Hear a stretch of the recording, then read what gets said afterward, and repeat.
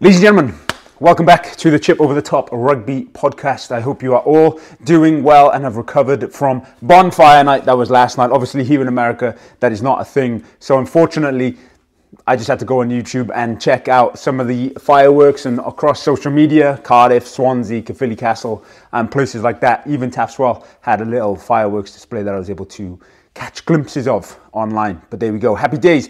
So if you are new here, welcome. If you've been here before, welcome back. I am Ryan, the host of the Chip Over the Top Rugby podcast. And today I just want to do a weekend roundup because it was quite a good weekend of Welsh rugby. Obviously, we had the Wales v the Barbarians at the stadium on Saturday. And along with that, we had a couple of URC games as well. Ospreys played the Sharks at the Stoop in England, which was considered a home game. Then you had the Welsh derby, the controversial derby surrounding that, with the Welsh game being a clash as well. Even though the derby was a few hours later, not everybody was going to be able to attend both games. That was between Cardiff and the Scarlets. And then obviously Dragons went away to Munster to play there. Now, so yeah, the Wales v Barbars game. Welsh rugby ended with a bang.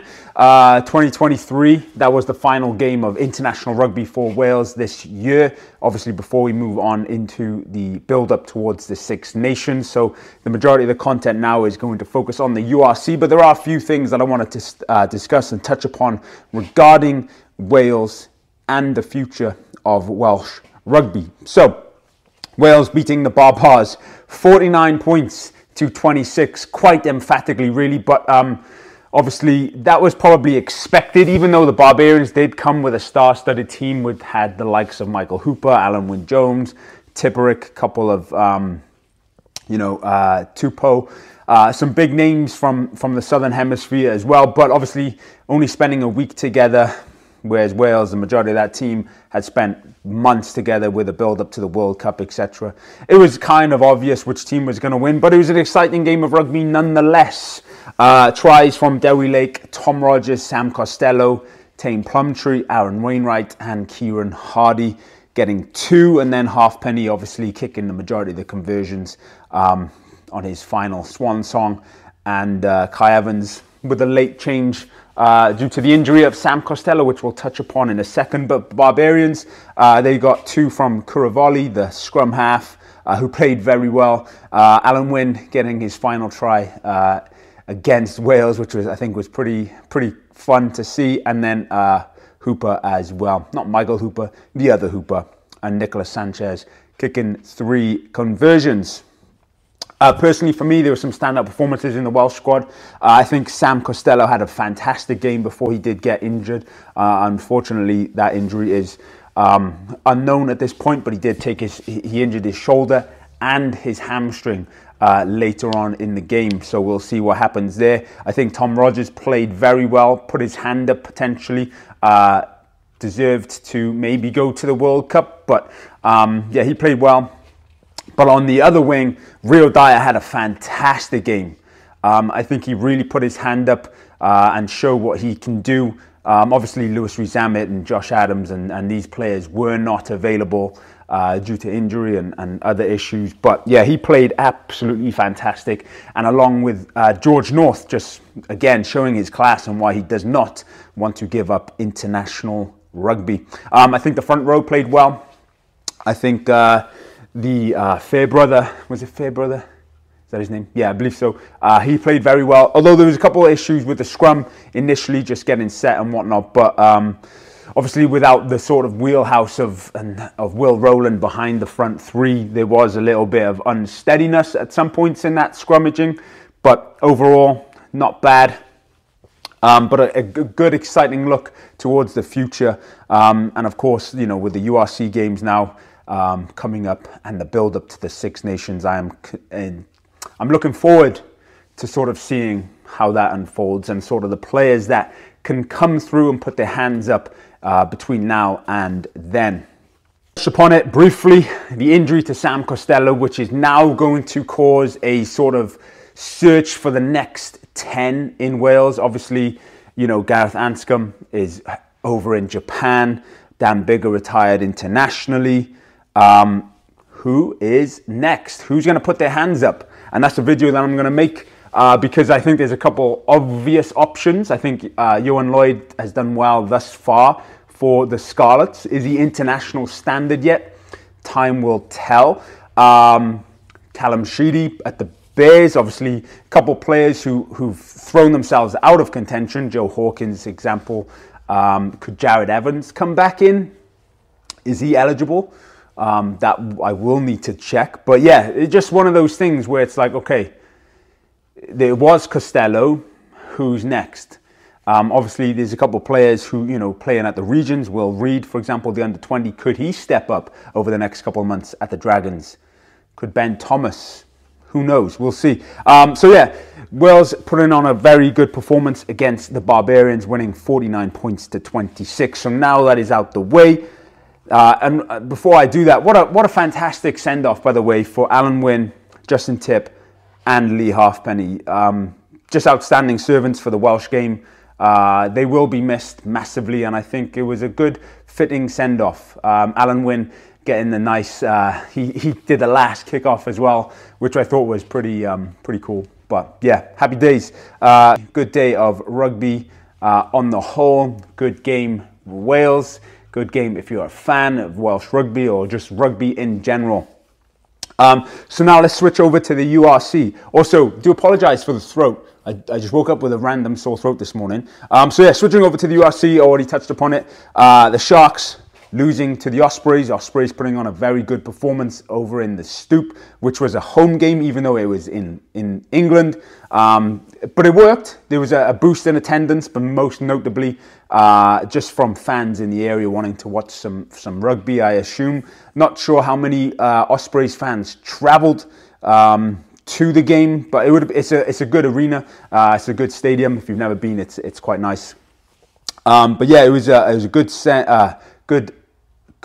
sort of result for the Ospreys. Obviously missing a couple key players, but tries from Walsh, Nagy and Williams playing very well there.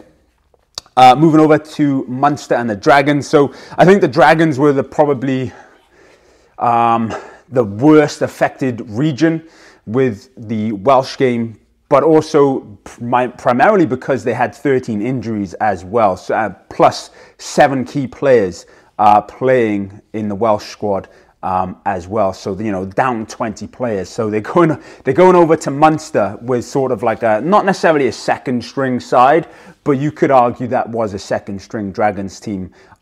So yeah, unfortunately, they were just beaten quite comfortably, 45 points to 14.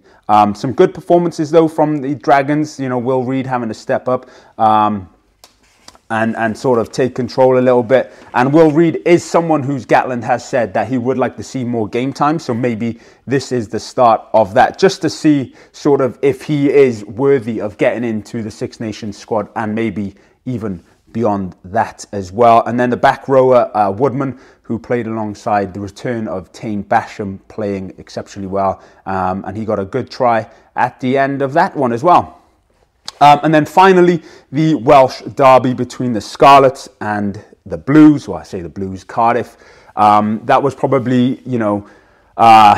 put to rest the sort of debate over the issues by just a cracking game of rugby. Obviously, both sides missing some key players, but I've said it before, this is a good opportunity for those players who aren't necessarily starters to thrust themselves into the starting position and show what they're about, because how else are they going to get game time and how else are they going to put on performances to put their name up for Welsh rugby and international rugby, because at the end of the day, there's obviously a clear hierarchy of players in Wales, but we need to sort of have more depth in positions. So this is a good option and a good way of finding that out, right? And especially now, obviously, with the injury to Costello and things like that, and retiring players going overseas, we need more depth in Wales. And this is one of the only ways, that we are going to be able to do this.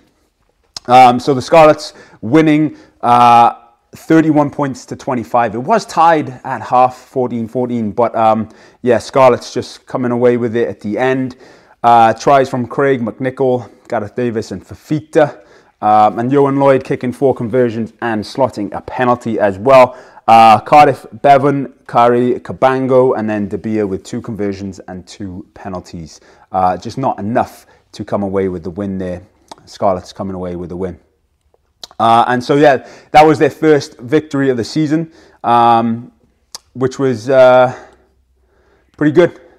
You have to admit, like, you want. So I think the Scarlets personally have the stronger side of the regions that don't have many Welsh players. Obviously, there's a lot of Welsh players in the Scarlets, but they do have a bit more strength in depth.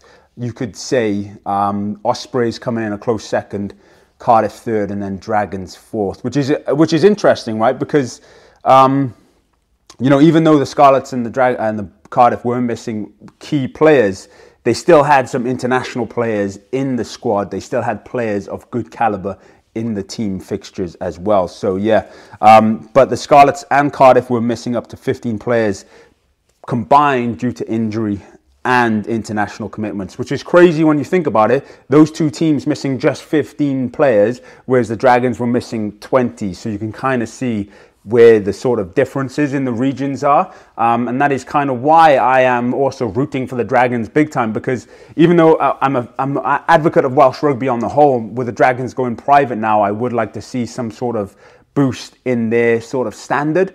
And they have the players to do so. It's just whether they can compete with the other regions in Wales. I hope they can. I really do hope they can. So, yeah, Cardiff had Corey Domachowski, obviously Kieran Arzarati, Teddy Williams, Thomas Williams and Mason Grady involved with Wales. Josh Turnbull, Botham and Adams and Falatau injured. For the Scarlets, Kieran Hardy, Tom Rogers, Plumtree, Harry O'Connor, Sam Costello and Johnny Williams were featured for Wales. And then Ryan Elias, Josh McLeod, Sam Luisi, Dan Davis, Ryan Cumbia, Morgan Jones, Ken Owen, Samson Lee and Dan Jones were injured. And obviously now, with Sam Costello picking up an injury, time for Ioan Lloyd to step up, but also then maybe a chance to see sort of, not Tickham, he plays for the Ospreys, just to see, you know, whether Ioan Lloyd is up to par. Anyway, the search for the next Welsh 10 is on now, ladies and gentlemen. I'm not entirely sure, like, and the difficulty for me here in America is that I can only tap into some of the URC games and some other games, and I can only really see highlights. So when I go home in a couple of weeks, which I am going home in a couple of weeks, and I do have something quite exciting that I'm going to share at some point, whether I can just document it on this channel or not, or whether it'll just be the content creator that, you know, the Welsh guy in America side of me is, I will definitely be showcasing something along those lines. So it's pretty exciting. I'm very much looking forward to it, and it has something to do with the Six Nations. That's all I'm going to say on that matter. Anyway, all the good stuff. Thumbs up, subscribe if you are new here. Bit of a ramble one, I do apologize. Love those. I do love them because I can talk for a long time. Anyway, that's all from me. Catch you in the next one.